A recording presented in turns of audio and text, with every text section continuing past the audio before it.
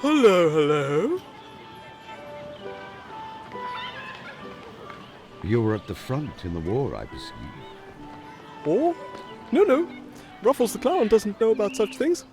Oh, I tell you, would you like to see me trip over into a custard tart? Not particularly.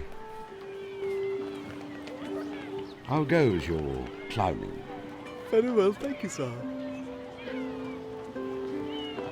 And who might you be? Ruffles the Clown, at your service. Honk honk. Sorry for having to say honk honk. I used to have a little horn, but I've lost it. So now I just say honk honk in a cheerful sort of way. Honk honk. I see. I am Mr. Holmes, a beekeeper. Do you need me to find your horn for you? Oh? No, why the dickens would I want to send a stranger off to find something I've lost?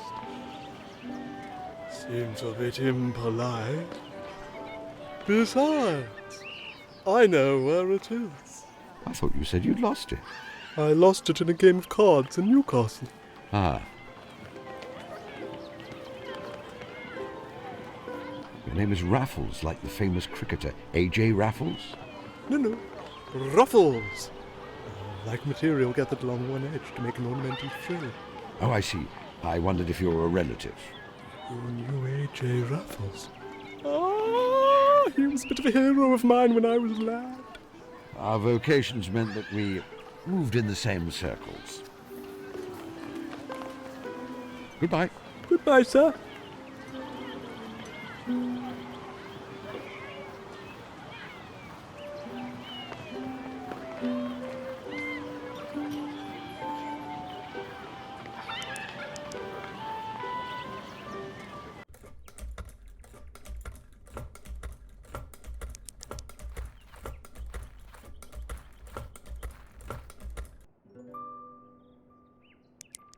A soldier, an officer, in fact.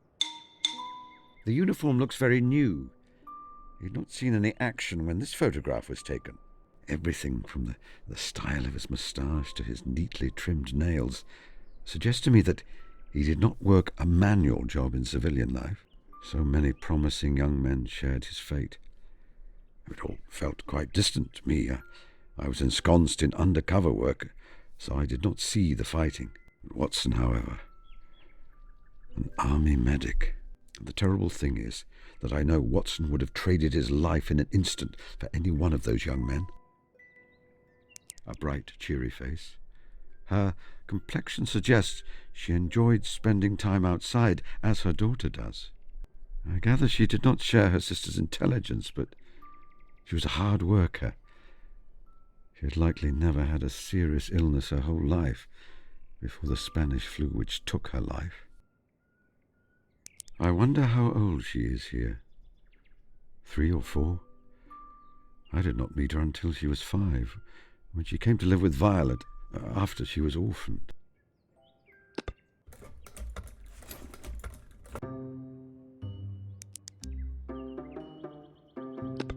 That clown's face is familiar to me. Surely it is the man in the photograph. He is Miss Tilda's father.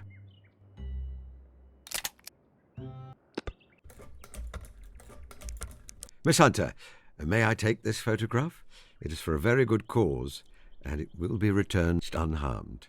To anyone else, Mr. Holmes, I would say no. You, however, have earned my trust. You may take it.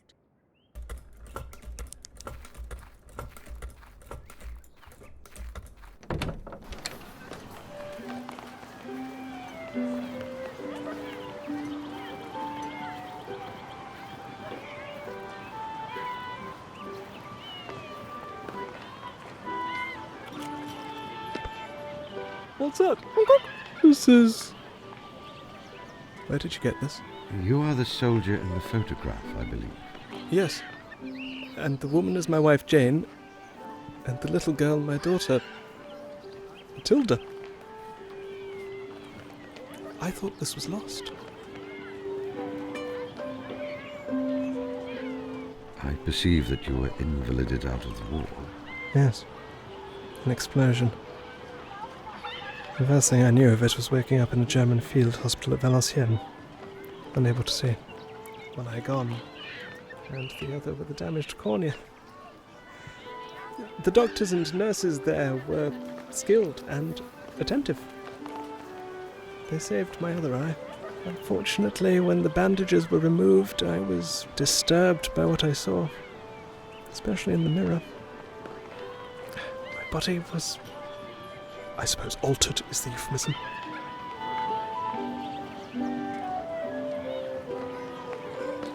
That must have been a difficult adjustment. It was indeed. For many months my face and body did not feel like my own. I found that becoming the character of Ruffles the Clown helped. Applying makeup and devising an outfit which transformed my injuries gave me a kind of power. Does that make sense? Indeed it does. What happened to your family? I was a prisoner of war for a time before being sent back to England. I discovered that I had been labelled missing in action before formally being presumed to be dead. I rushed back to our little cottage. I expected to embrace Jane at the door and for everything to be set right. Foolish, I suppose. Perhaps. But it is a sentiment I understand all too well. She was not there? No. The house was empty. I asked neighbours and they told me she had died and that my daughter had been taken away to live with my wife's sister, Miss Violet Hunter. I thought myself damaged before. But with that news, I fell apart utterly. You did not go to visit Miss Hunter to let her know that you lived? No, Mr. Holmes, I was unwell. It was shameful. I thought that little Tilda would be better with a heroic memory for a father than a broken half-man. Why did you become a clown? Firstly, because becoming someone else has helped me to recover. Ruffles the Clown isn't a widower. He has never seen war or known grief. When I become him, I set all that aside for a time and gain back the joy and wonder of childhood. Secondly, it is a way for me to help others by bringing them joy. When I can make someone laugh and forget their troubles for a time, I think it is worth being here. I know your daughter. You know my Tilda? Yes. She lives here in the village with her Aunt Violet. She is a bright girl and a budding naturalist. She is happy? And loved? Certainly. I don't know what to do. It is wonderful to know she is well, but would she be better off with me in her life? I let her think I was dead all these years. I think you should tell her. It will mean a great deal for her to have you back in her life. What if she cannot forgive me for letting her think I was dead all these years? What if she thinks I am a bad father? Then at least you have given her the ability to make that choice. Speaking as someone with extensive experience of human nature, and Miss Tilda in particular, I think she will both forgive you and love you as you are. Thank you, Mr. Holmes. Where can I find her? Miss Violet Hunter's house is just off the market square. Miss Tilda you may find anywhere where there are interesting creatures to be studied. I'll go to her after my performance. A little girl. My little girl. May I keep the photograph? Under the circumstances, perhaps you should.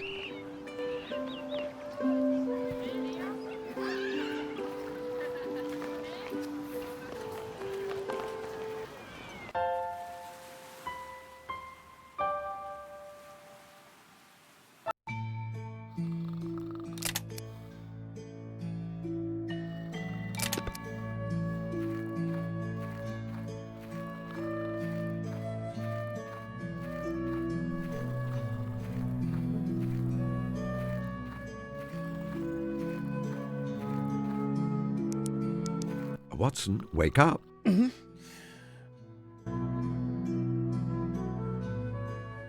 Oh, let me think.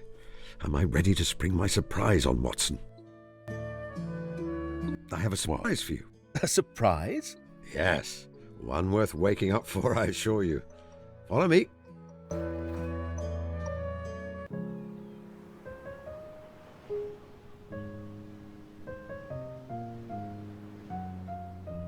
Here we are, Watson. The perfect spot for a picnic, wouldn't you say? The swooping vistas, the tang of sea salt in the air. The view certainly is breathtaking. You are so fortunate to have this on your doorstep. It makes one never want to see London again. After so long here alone, I have almost forgotten my fortune. When one has experienced a thing many times, a receptive companion works wonders to rekindle the enjoyment. And that is your greatest gift, my dear fellow. It always was. I worked many cases alone, but it is the ones where you accompanied me that are the most treasured in my memory. Thank you, Holmes.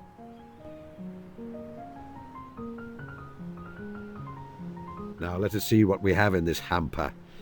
Egg and cress sandwiches, various jams and preserves, a meat pie or two, and a rather fine pounding.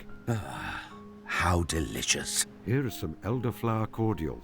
I know it is a favourite of yours. I propose a toast to new beginnings, to sublime joy, to the tenacity of hope. I will drink to all those things, Holmes. And to you, dear fellow. I'm so very pleased you came here. It is precisely the rest cure I needed. I actually have a confession to make. Oh?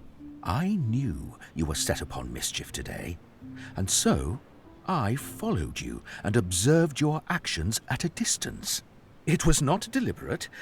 I intended to make myself fully known to you, but it became obvious that you had some secret plan, and, well, I was curious. I am sorry, dear fellow. You followed me. I did not see you. You taught me that when you are covertly following someone, that is precisely what the person should see. Every time I returned to my house, you were there, asleep. I am no actor, but even I can feign being asleep, Holmes. Watson, you are extraordinary. Absolutely extraordinary. Oh, look at that gentleman with the little girl. The one I was surprised to see you hold so much avuncular feeling for. Father and daughter? Yes, there is no mistaking it. They are a perfectly yes pair.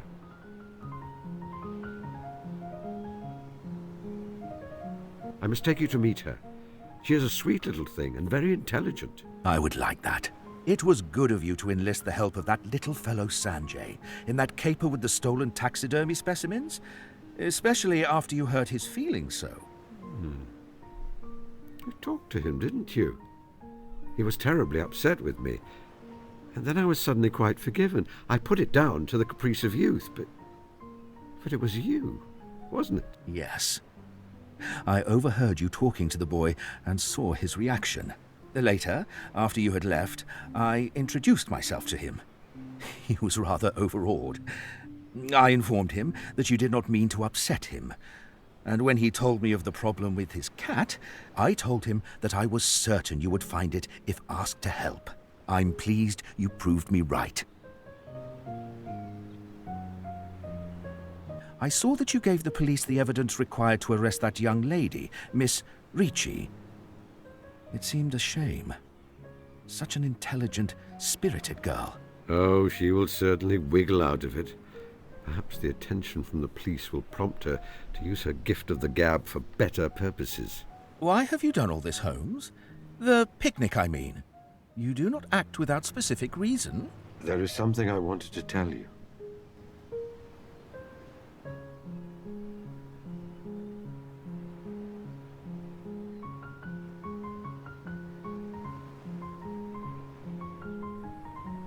What exists between us is profound.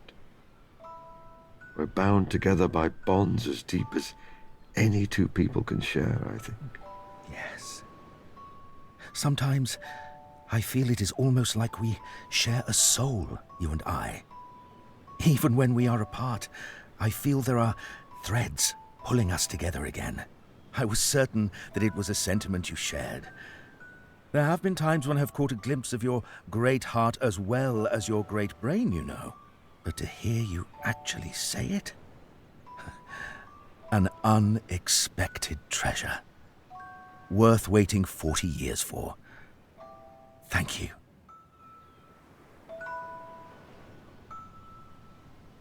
Yet I have mistreated you terribly, Watson.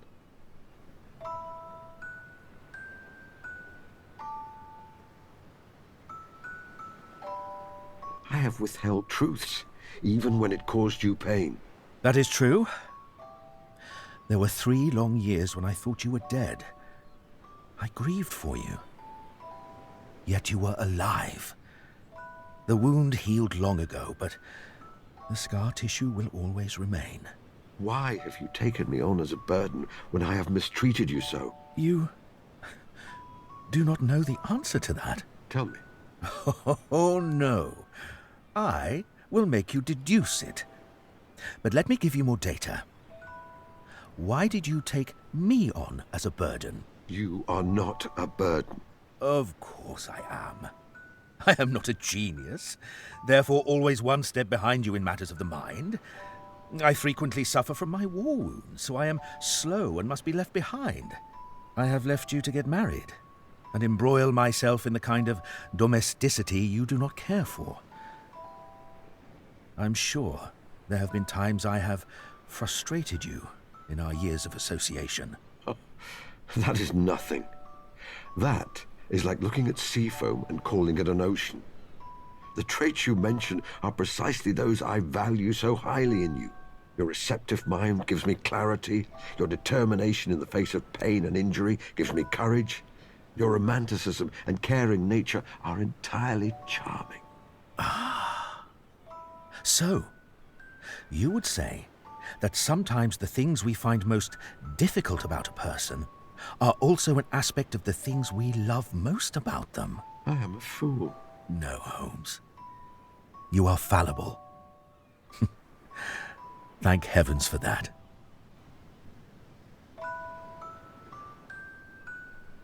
What will you do now? Well, medicine is galloping on apace and leaving me behind. I shall rusticate to a place in the country. Do you have any suggestions of an appropriate location?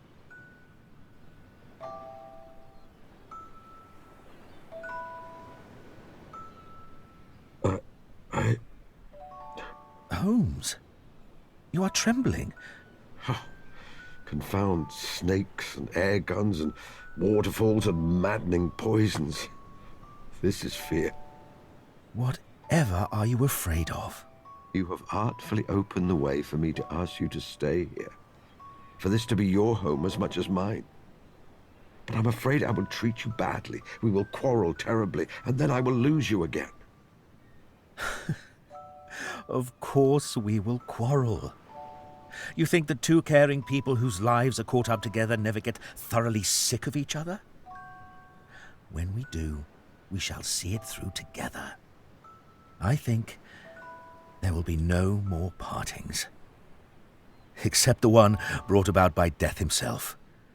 And I think even he may have a hard time of it.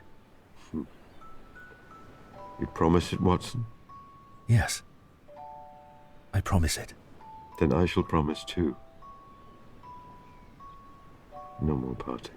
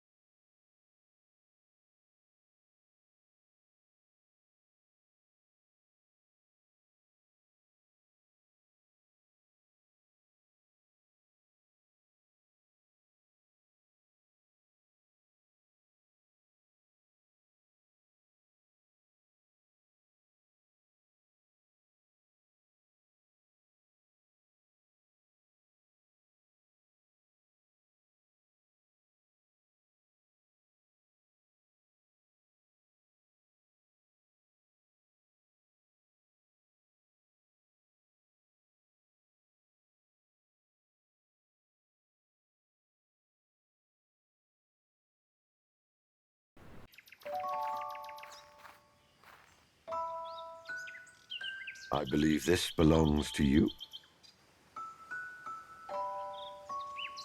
I also feel that I should observe the ancient custom which says that bees should be informed of significant events in the life of their keeper. Births, deaths, marriages, and so forth. Watson shall be staying here permanently. It's only right that you know.